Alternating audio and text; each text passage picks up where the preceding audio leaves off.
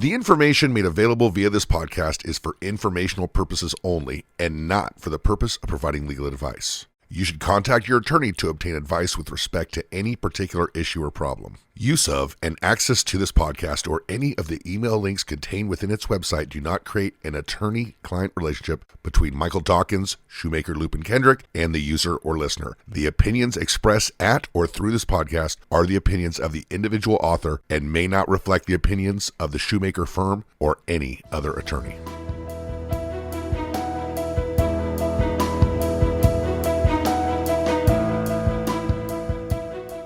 Hey everybody, welcome to Wrestling with the Law, the 6th episode of Wrestling with the Law, a monthly ad-free show on the Ad-Free Shows Network. Bonus content covering areas of the law and wrestling, or maybe I should say law or wrestling in respect to this episode. I'm Mike Dockins. I'm your host. I'm the Gimmick attorney, a partner at Shoemaker, Loop, and Kendrick, a law firm with offices in Detroit, Toledo, Columbus, Ohio, Tampa, Sarasota, Charleston, Greenville, and Charlotte, North Carolina. You could find out more about our firm if you visit shoemaker.com. That's SHUMAKER.com. So today's topic is going to be a little bit different than usual. Someone posted, I think on social, but it might have been somewhere else, a suggestion that maybe we do a topic of NFTs, right? It's really been a hot topic in the news. You see all these record-breaking NFT sales and folks, including my circle of friends and my wife, who has no interest in wrestling and hasn't listened to one of these, they show great interest in this. And she actually told me tonight, as I told her, hey, I'm going down to record this episode. She said, oh, send me a link to this. I need to hear about it because I hear about all this stuff and I don't understand it. I don't know anything about it.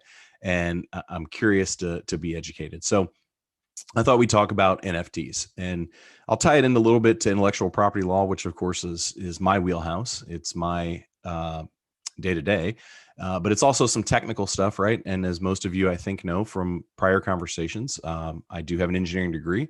That's what I got before I went to law school. So the technical side of it and the nerd in me is very interested in all of this, but I'll try to keep it as non-technical as possible. Really, it's not that difficult of a concept or information. It can be, but when looked at from a high level, it's not that complicated. And I think you all will see, oh, wow, this is cool and interesting and will have applicability in my life moving forward. I think it's just going to increase its applicability in our lives. You'll see that it's not that big of a deal at all. And it's really pretty easy to understand. So what's an NFT? Well, NFT stands for a non-fungible token. And a lot of times people say, well, isn't an NFT, isn't that like Bitcoin? Well, sort of. They're both based on an underlying technology, and that underlying technology is called blockchain. And blockchain technology supports both. In fact, a lot of the blockchain technologies, like Bitcoin, like Ethereum, support NFTs, and more are supporting NFTs. But the difference between a Bitcoin, for example, and an NFT is that a Bitcoin is fungible, right? An NFT is non-fungible. So what does fungible mean? It means that it's something that's able to replace or be replaced by another identical item, something that's mutually interchangeable. So Bitcoin, for example, is fungible, right? I can trade my Bitcoin for other Bitcoin and I still have Bitcoin and it still has the same value. Cash is fungible, right? I can have a $10 bill and I can trade it for another $10 bill. Or I can have a $10 bill and trade it for 2 5s, or I can trade it for 10 1s. It's fungible. I can replace it with something that's identical in nature, has the same value. You know, think about daily goods that we use, right? The pots and pans that you have in your kitchen, when they wear out, you toss them out, you get new ones. You get the exact same ones. They're fungible. And an NFT, meanwhile, is technically not fungible. It's one of a kind. It's in a real world application, think about the Mona Lisa, right? There is one Mona Lisa hanging in the Louvre, and that's it. They, of course, have copies, right? We have postcards, we have posters, we have T-shirts, we have calendars, we have mouse pads, you name it. The Mona Lisa has been slapped on it. And those things might be fungible. One Mona Lisa mouse pad is the same as the next Mona Lisa mouse pad, and I can exchange them, right? Not a big deal. But there's only one original Mona Lisa. So an NFT is creating the Mona Lisa of a cat as a Pop-Tart meme, right? There's only one original. That's what the NFT is. You can have copies of it. That meme's still out there. You know, Jake Paul, I think, put out a bunch of NFTs of videos and things that he has done. The original founder of Twitter sold his original tweet as an NFT, right? There's only one person who can own that original tweet. The rest of us can still access it, can still see it, still see the meme, still see the art, still see the Jake Paul video on YouTube, but only one person can own the original. One person can own that Mona Lisa. And that's what an NFT does, is it lets somebody get the flex of, I own the original. I am the one who owns that. Yeah, you guys have copies, you can see it, you can have whatever, but I own it. So it's taking a real world idea of, there's only one, there's a unique, that's it, this is the one and only, and turning it into the digital space. Because anything that's digital and digitized can be turned into an NFT, can be created into a non-fungible token, so that there's only one original. So how does an NFT work? Well, like I mentioned, it works based on an underlying technology called blockchain. Many of the, or at least the early NFTs, were supported by the Ethereum blockchain. Ethereum is a cryptocurrency, of course, and I own some, but it's not the only one, and other blockchains are starting to support NFTs. So it's not the only one, but it is a blockchain that supports it, a cryptocurrency blockchain that supports it. So before we really talk about the implications of NFTs and what they are and what they do, I think we got to talk about blockchain. So what is blockchain? Well, it was the technology that was created actually back in, I think it was 1991, and it didn't really start to have real world applicable, meaningful interaction by the masses until the mid-late 2000s, when Bitcoin became a thing, right? And it was really cheap then. You have all these millionaires because they had Bitcoin when it was pennies, and now it's whatever it is right now, $62,000 for a single coin. So it's an old technology that people had considered in theory, but had not been able to do anything with it in practice, and now it's coming into its heyday. At its essence, a blockchain is just a specific type of digital database. So it's not your normal database, because it's differently storing data. So it is a database, but it's not what you would consider a database. What most of us consider a database or think about when we hear the word database. So a typical database is structured into tables and bits of information, and those tables of information are housed on a server. And that server could be made up from lots of computers, but there's a single server or potentially servers that are kind of talking to each other. But it's on this server where many users can access the database simultaneously. So databases are typically owned by a business, or they're housed in one place and managed by a company or an appointed person or an appointed business. And that appointed business, that one location, controls the data. They control how the database works. They control users and how they can access and how they can't access it, when they can access it, they can cut it off, they can change it. So it's kind of a central pinpoint location server made up of lots of computers it's got one person controlling, right? There's one person. I say that kind of colloquially. It's not really one person, but you get the idea. It's one person controlling the database and controlling the information. Blockchain, meanwhile, is blocks of data that are stored separately and then chained together. So you've got this block, and this block can take so much data. And once that block is full, that block is closed. And then more information comes along and starts filling this next block. And when this next block is full, it gets chained to the first one, and so on and so forth. So you are chaining blocks of data together. That's what it's doing. That's different from a database, because all that information is somewhere else. It's not on one server. We'll talk about that more in a second.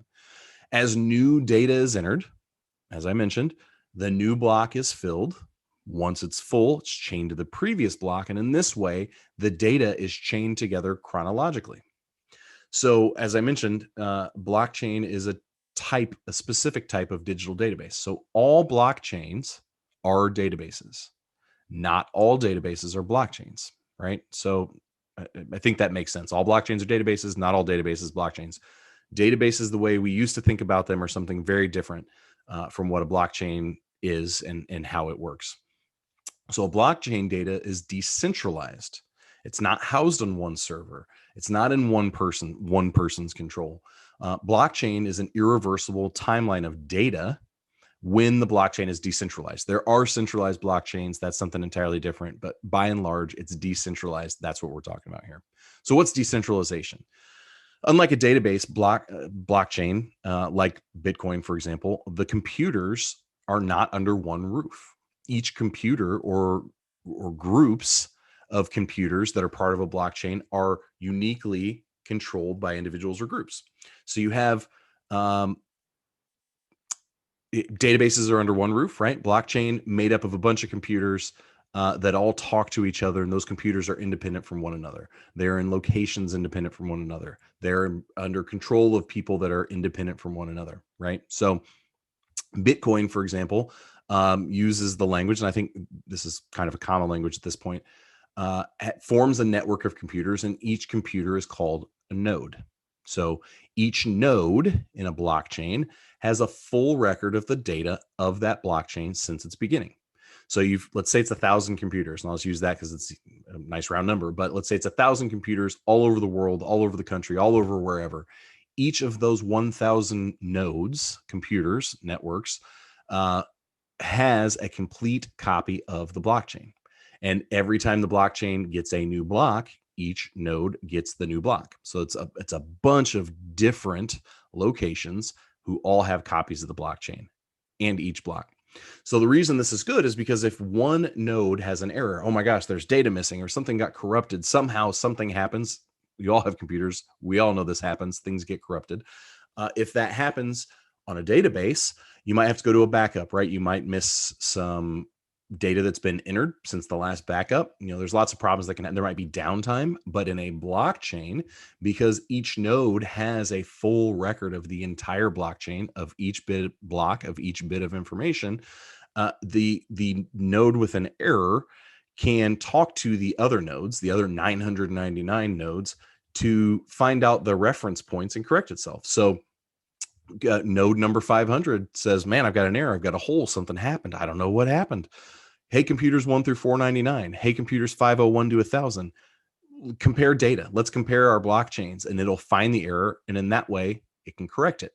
And in that way, blockchain is the information is, at least for Bitcoin, but most others as well, it's irreversible, right? Because we'll talk about how things can be changed, but in general, the data can't be changed because all the 1,000 computers are talking and constantly comparing and saying, hey, we should all have the exact same data right now. We should all look at the exact same. So if something gets tweaked, changed, reversed on one of the computers, the other 999 are going to reverse it and say, wait a minute, that copy does not match my copy.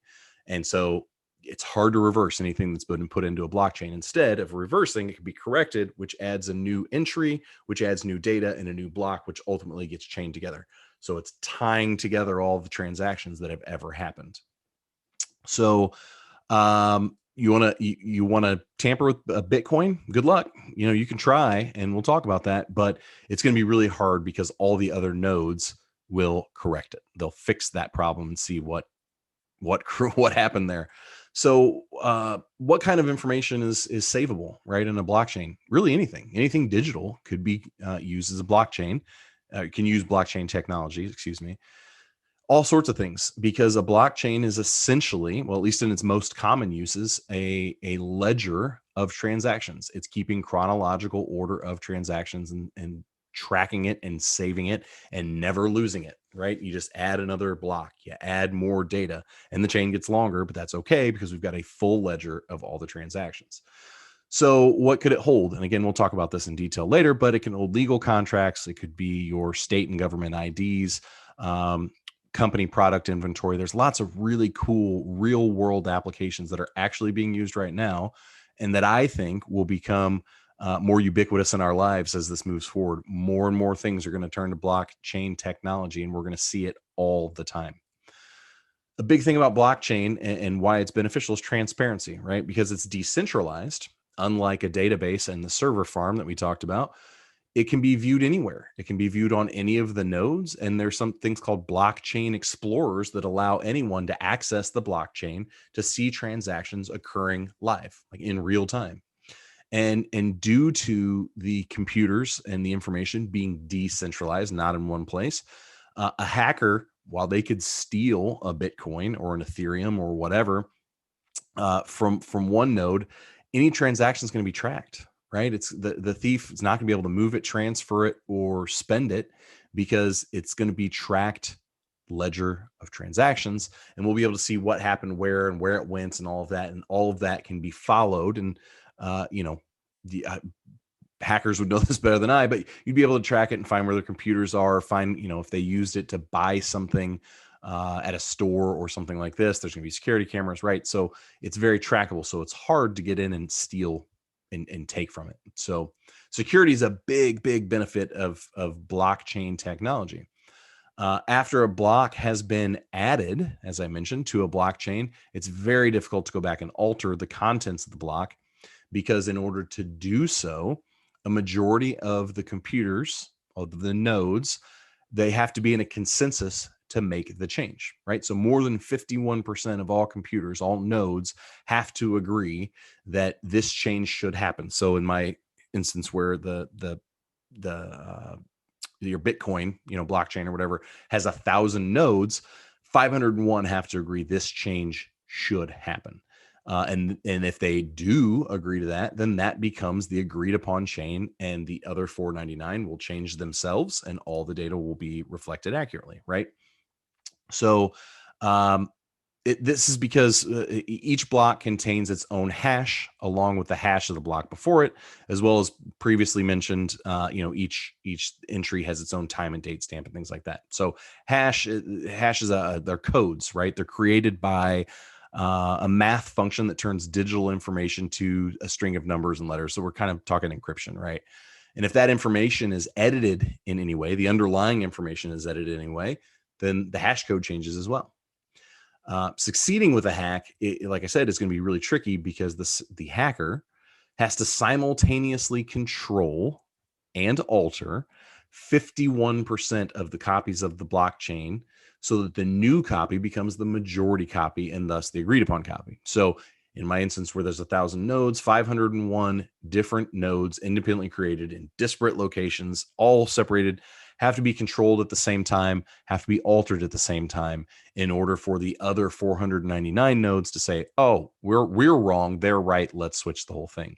So such an attack would require, I can't even fathom the money, the resources, the time to be able to do it, so that you could redo all of the blocks, because otherwise you have different, you try to attack these 1 or 2 nodes, and then these 2 or 3 or whatever, they're going to have different timestamps. They're all going to have different hash codes. You can't have that.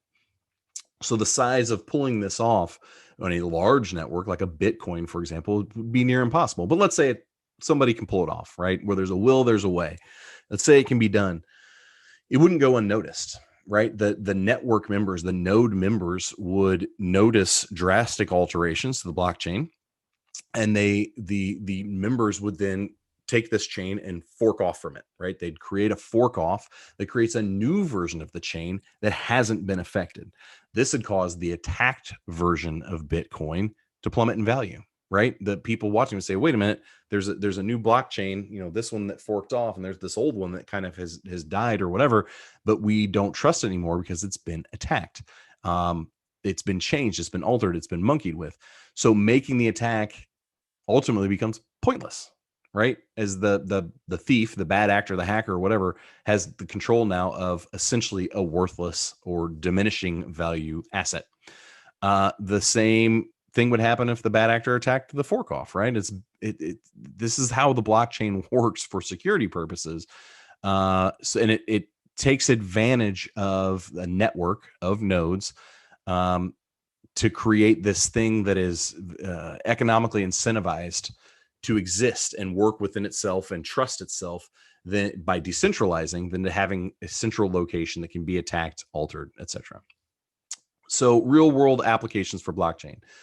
Interestingly, not that long ago, IBM created what they call the food trust blockchain. And the food trust blockchain is tracking food essentially from farm to table, right? And all the things that happens with our food from the farm, the tomato and the processing and the canning and the can and where it went, and when it went from this place to that place to this refrigerator to this whatever to the grocery store, and ultimately went to Mike Dockins' house. And the reason this is important is because all this information can tie together, and we can find out, oh, okay, this particular food picked up E. coli or salmonella or listeria or whatever at this location. So now we know this location was the center point of the outbreak, and whatever and whomever were in that location, we can now track because of the blockchain. We know where it went. We can, instead of saying, hey, anybody who got this brand of salad, we see that all the time, right? That bagged salad and this sort of thing with E. coli. If you got this brand, throw it away, bring it back and get a refund, et cetera, et cetera. We can say, hey, we know where the bagged salads from this location that had the salmonella outbreak went to, so we can target and identify and keep people healthier faster, because there's less investigation required, there's less speculation required, there's less human error required.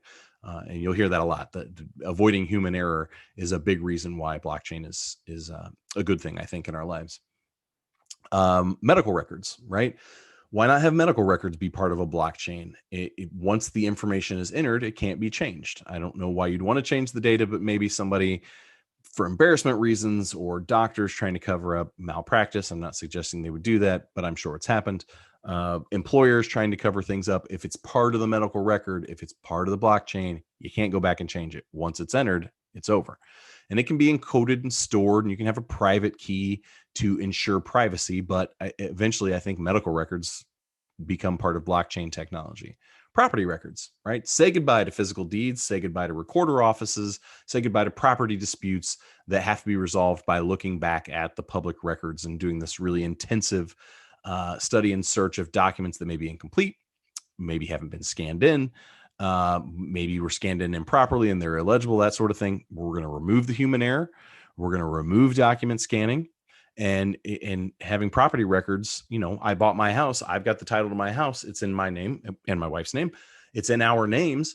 But, to verify that now, you have to do a title search and that sort of thing, and look at deeds and look at records. Well, if we've got the blockchain, we've got access to them, say, oh, nope, that address, that house, that transaction that sold the ownership in the house to the Dockins family is there. And there's no transaction after that that transferred ownership. Therefore, you know what? They do own the house. I can buy it from them. We'll transfer it to them via, property record, NFT, or not NFT, a blockchain. And now it goes to the next family, right? That can be done. You think about that in the US, that's kind of cool, but maybe not as important as, say, maybe countries that are less sophisticated, third world countries, or maybe they're war torn, or maybe there's a war happening or happens in the future. Records and documents and things get destroyed. So what about businesses who have an interest over there? What about the Coca-Colas and Disneys and IBMs and all these places that have interest in real property in foreign countries? That stuff can be really hard to track. You have corrupt regimes and things like this. But if you adopt the blockchain technology, it's irreversible, as we talked about. It could be reversed, but it's almost impossible to do. So it's seemingly irreversible. Could really be a big deal in the property records arena of our lives. Smart contracts. So what's a smart contract? You could build a computer code into a blockchain that will facilitate, verify, negotiate, whatever, a contract agreement. So smart contracts operate under a set of conditions that the parties to the contract agree to. When the conditions are met, the terms of the agreement are automatically carried out. So in a real world application, think a potential tenant, right? A tenant, maybe a VRBO or Verbo or an Airbnb or something like that. They want to lease an apartment. They want to rent this space for some amount of time. They want to use a smart contract. So the owner, the landlord, agrees to give the tenant a door code as soon as the tenant pays the deposit, right? The security deposit or whatever rental fee is required. So the tenant and the landlord would send their portions of the deal to the smart contract, to the blockchain, and it would hold on to it, and it would automatically exchange the money and the door code as soon as both of those things are in there. And that's, or the date that a lease is supposed to begin. So if the landlord doesn't supply the door code by the lease date or whatever date is agreed upon, the smart contract would refund the money. Similarly, if the money isn't paid, then the code isn't given out and the person doesn't have access to the house. So this would eliminate all kinds of things like fees and processes typically associated with this sort of thing, like maybe a notary or third-party mediators if there's a dispute in some way, or even, dare I say, attorneys. Maybe this whole blockchain thing, we might want to rethink it. We might not need this. But seriously though, voting, right? Voting is a really big deal. We hear about voter fraud all the time. Think about these sort of transactions and things that could be tracked, not people counting papers and hanging chads and this sort of business. But it could be tracked. It can't be fixed. It can't be altered. And the back end, all it would do is keep a ledger of transactions, and thus you could really make voting very secure. So what are some pros and cons of blockchain technology? I think some pros are you've got improved accuracy because you're not going to have as much human error or human involvement anyway in verifying information and data. You'll have cost reduction, right? Because you're not going to require third parties like notaries and whatever to verify certain data or signatures or information. Because it's decentralized, it's much harder to tamper with and be attacked. The more nodes you have, the more different things that are out there backing this up and communicating with one another, the better, because it makes it harder to be tampered with, right? You have to do the majority. Transactions can be secure. They can be private, very efficient. It's a transparent technology. So it's something that anybody can get access to and see, and even see real time in some instances.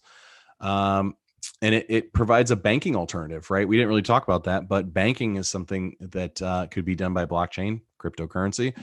It's a way to secure personal information for individuals and maybe people in countries that it's very unstable or underdeveloped or things like that. So it could really add wealth, create wealth, keep wealth in the control of people, particularly in places where they don't get to now. So it could really bring the bottom up, if you will.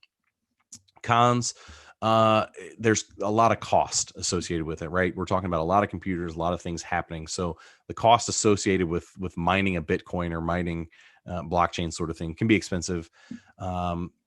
You can't do a lot of transactions per second, right? So that you're limited to an extent by technology, but that stuff increases all the time.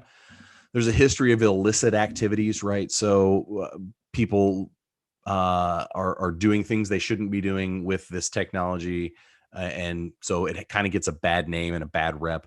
And regulation, right? A lot of governments are skeptical because they can't control it, right? They can't control Bitcoin. They can't tell people who own Bitcoin what to do, how to do it.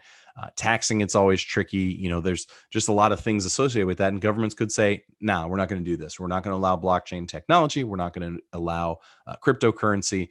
So the regulation side of it is still kind of the wild, wild west, and it's still changing. So, keep your eyes on the news as to what will happen.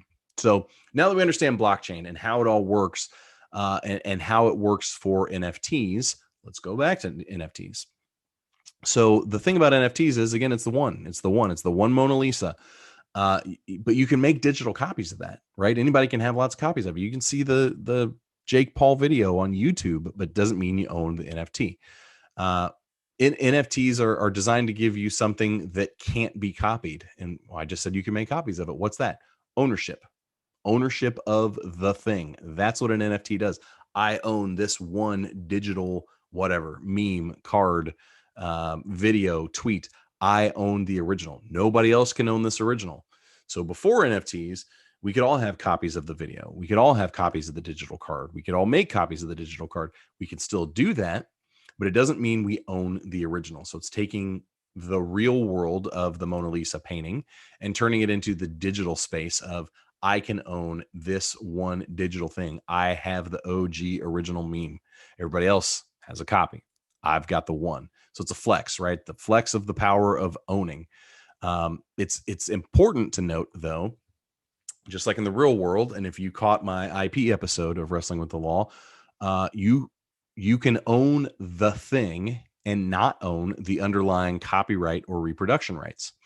So I'll give you a refresher. Going back to the Mona Lisa, it's in the public domain. It's been out there for too long, but something newer, Warhol, I can own it, right? I can have this work that I can hang in my office and hang on the wall.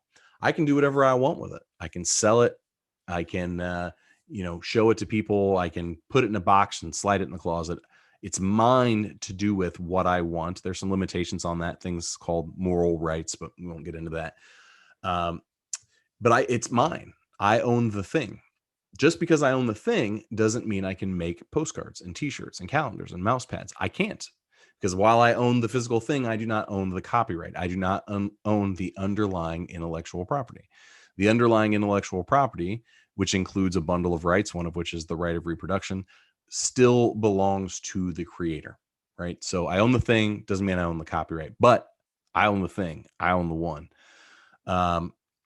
It's important to note a thing that can be done with NFTs that can't be done with the Mona Lisa, that can't be done with real world items, and that's that you can build code into it. The artist specifically can build code into the NFT that says every time this thing is sold, I get a royalty, I get a kickback, I get paid on this, a percentage every time it's sold or changes hands.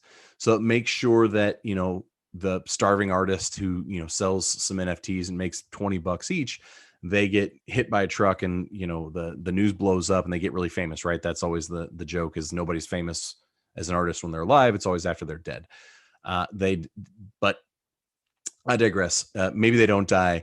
The money value of whatever they're doing, because they were on America's Got Talent, I don't know, goes up if it gets transferred. And so I sold it for $10 originally. Well, now it's sold for $100. I can get a commission on that. And the guy who has it for $100 sells it to, his cousin for $1,000.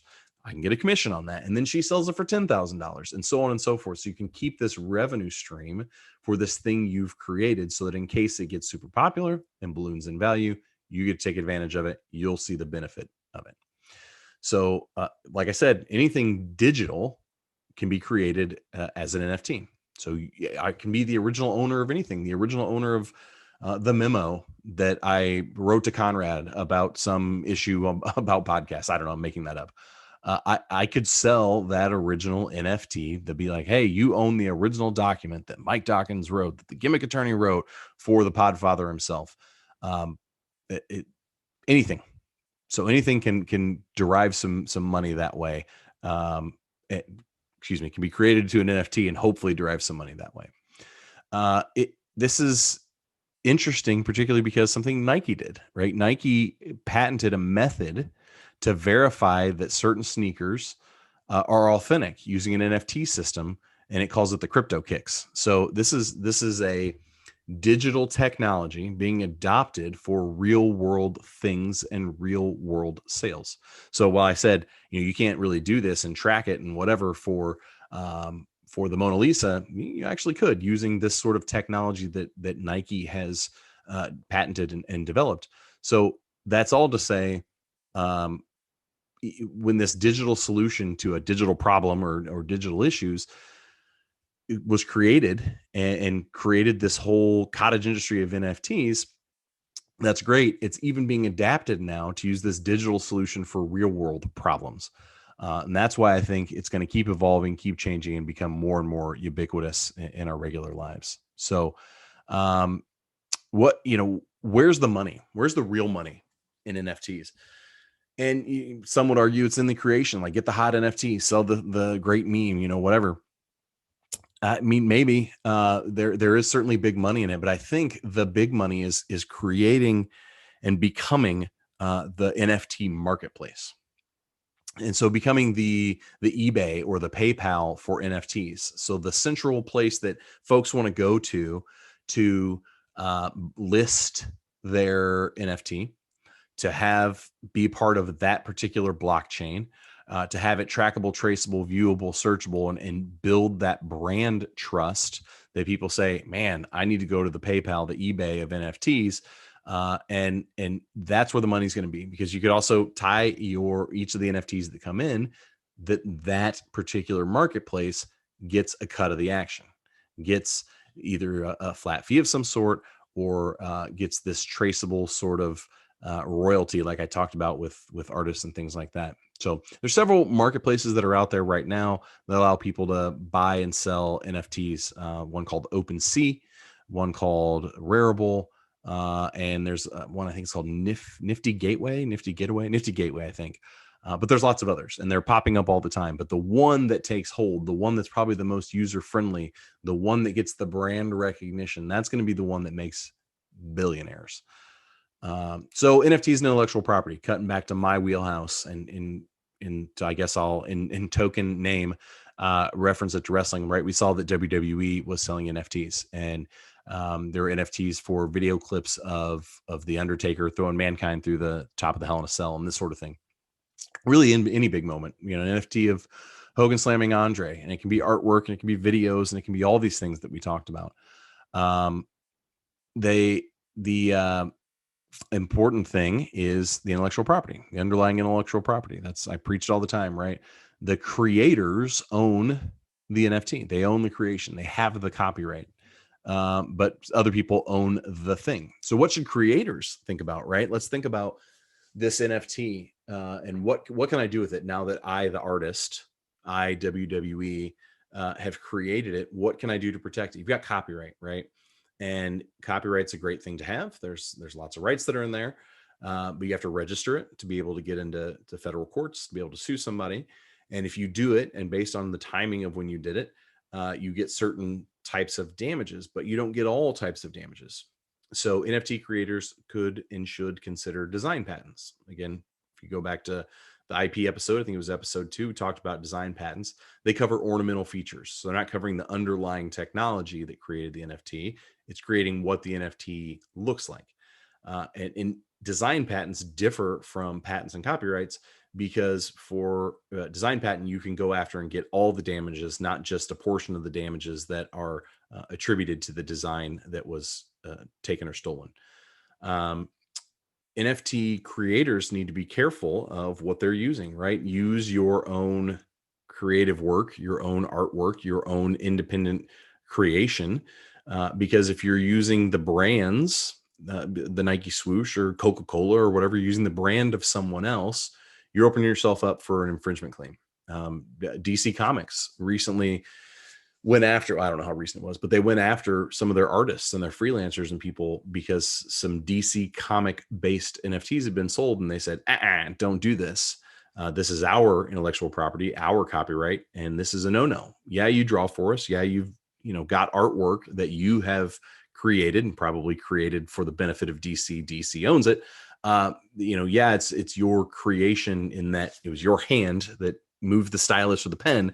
But you don't own Aquaman. You don't own Batman. You don't own their appearances and likeness and trademarks and all this. We do. So when you create an NFT, you could be walking yourself into a lawsuit for creating a derivative work in the copyright sense, that you use the IP of someone else or that you use the brand of someone else. And so folks are confused by the use of that brand, right? If you saw an NFT for sale and it had the WWE logo and information and things like that on it, you might think, oh, this is a WWE NFT. But in reality, it's not. It was just some fan, someone on the street who created it and used their logos, right? So that's going to open them up to infringement. So it's going to be important as things move forward for brand owners to protect their trademarks and extend their brands into the NFT space. That it is now a saleable good, digital though it may be, it's a saleable good or service that they might be offering using their brands that they hadn't considered before, right? So NFTs and digital collectibles and non-fungible tokens are now something that companies are selling and creating, and they should protect their brands and extend their trademarks out that way. So the real thing, the takeaway, I guess, is when it comes to NFTs, the NFT creator is police, right? Police what you're doing. Make sure that you're not stepping on the toes of other IP owners, but also police what is happening with your NFT and the art you created in the NFT, right? Creating copies of it might be a copyright infringement. It is a copyright infringement if you are the owner of the underlying work and the underlying whatever. So you could have an NFT, which is the Mona Lisa, that really is just the Mona Lisa, because people shouldn't be making copies of it because the copyright owner owns that right of reproduction. So it's policing kind of coming and going. So that's really it in a nutshell. I hope that made some sense. I know I rambled on for a while and talked about a bunch of nonsense, but an NFT, a non-fungible token, it's the Mona Lisa. It's just the digital Mona Lisa, not the thing that's hanging on the wall in the Louvre. And the way it's created and the reason it exists is based on blockchain technology, which is essentially just a database, a ledger of transactions.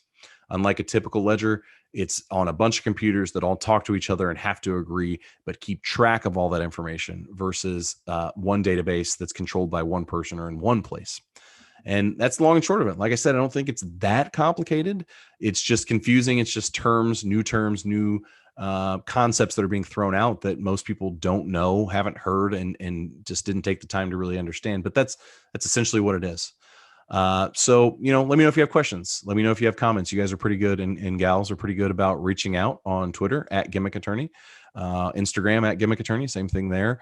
You can always find me in my bio at my website, which is gimmicattorney.com, or go to the shoemaker.com website, and then ad-free shows on the postings. I try to check back on those too.